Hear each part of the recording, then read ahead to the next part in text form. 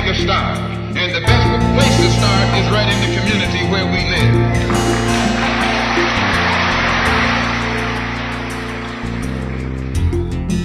Americans are making a difference every day here in politics, art, media, communications, and even sports. They're getting involved, they're making a difference in their community and volunteering.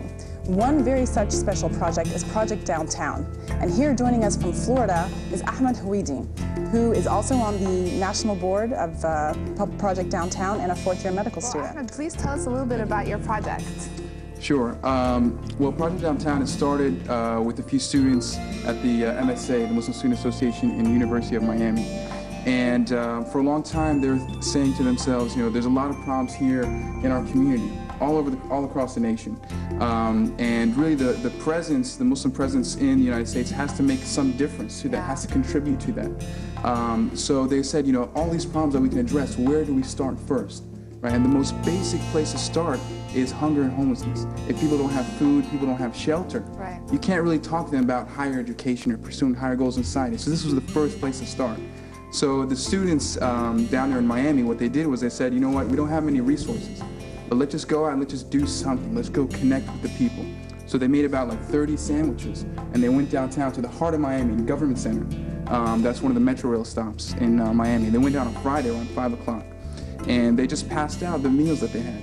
But more than that, what they did was they sat and they talked with the people downtown. All the homeless people there, they got to know their name, they talked to them, see what their concerns are, what their issues are. And that alone, the people said, you know, why are you doing this? Why are you here? No one ever comes and talks with us. And they said, why are you doing this? What are you coming here to us for? And their response was straight from a verse in the Quran, it's chapter 76, verse 9, that says, verily we feed you for the sake of Allah. No reward do we seek nor thanks. That there's nothing that we seek in return. This is for the sake of Allah. And since then, the people have been waiting there. If you go right now, if you go downtown Miami, I invite all of you to come downtown Miami. I will be there. 5 o'clock. Yeah, go 5 o'clock. Look, 5 o'clock on a Friday. You don't have to tell me. Just show up 5 o'clock on a Friday, the Government Center. You'll see people just waiting. Wow, this is so commendable. This project? It's not just in Miami. No, actually, since that time, the project started growing. And MSA National also heard about the project. And the team in Miami, they wrote a proposal to MSA National, and they want to actually spread the project nationally. And since then, it's spread to Tampa, Fort Lauderdale, East Lansing, Michigan, Durham, North Carolina, and many places are popping up, Illinois, Wisconsin. So a lot of places, just the students, and this is primarily driven by students, you know, people our age. Ahmed, I think we were looking at some photos. If you could kind of talk about some of these pictures we're looking at right now. Sure. Well, this is in downtown Tampa, and you can see here. This is actually one of our.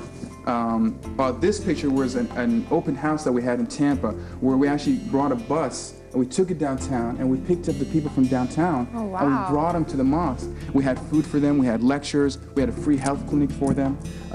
So this is the type of things that we're trying to do: is reconnect the people who are in need with the people who have resources, and just reconnect these aspects of society. So is this?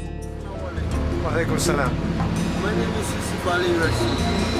Here, when I'm homeless, when I seen the brothers come, I thought it was just another group of people come to feed, Christians, somebody like that. But when I seen that they were Muslims, I was overjoyed. Nothing like this has ever happened. Muslims have never went on outreach for his dawah or anything like that. And when I seen this, I knew it was Gentle sayings. I was ignorant but happy, for it mattered not to me. Even though I had no money, I had health and liberty. Very sad when someone innocent lose their life, especially little children learning wrong from right. Of a raid for Martin Luther King, a peace-loving black man, and our young black brothers had guns in their hands. Brothers killing brothers already bad enough, but a stray bullet taking children's lives is just too much. Black people in Miami is sad, but it's true. It could have been your son, your daughter, or even me or you. Every time we come together to have a good time, our life is always on the line. Why can't we come together and love one another without hurting or killing each other? May God help us and open our eyes today, because we are killing each other, and that is not the way. That was a very sad. And alhamdulillah, that's something that we're already doing. Right, but the next step is actually providing for them the services that they need. A lot of them need transportation, so we'll get them bus passes. They may need trips to the hospital, health clinics. And then even further than that, we've been able to secure apartments for some of them who found full-time jobs. So, for example, there's a gentleman in Tampa. Every week we'd go and visit him and just connect with him. And one day he came up to us and he said, you know what, guys, I found a job. Just on his own. We didn't do anything, but just the fact that he felt like he was part of society again. Right. He said, you know, I found a job. We said, you know what, we'll find you an apartment. And right now he has an apartment. And likewise, a couple in Tampa as well, the same thing. There's a gentleman and his wife who was actually pregnant, and they were living on the street. And the gentleman said, I don't want my wife to live like this. So he found a job, and we found that Downtown is dealing with the hearts. Right? So even if you can't start Project Downtown, you can't help Project Downtown. The thing is, try to put the love in your heart for humanity. So if you hear this today and you can't join Project Downtown, you can't start your own Project Downtown, what you could do is drive down the street and you see someone cold, give him your jacket, right? Or you can call your mother and say thank you. Just do little acts of kindness out of love for everyone you come across. I mean, that's what Project Downtown is. Beautifully said.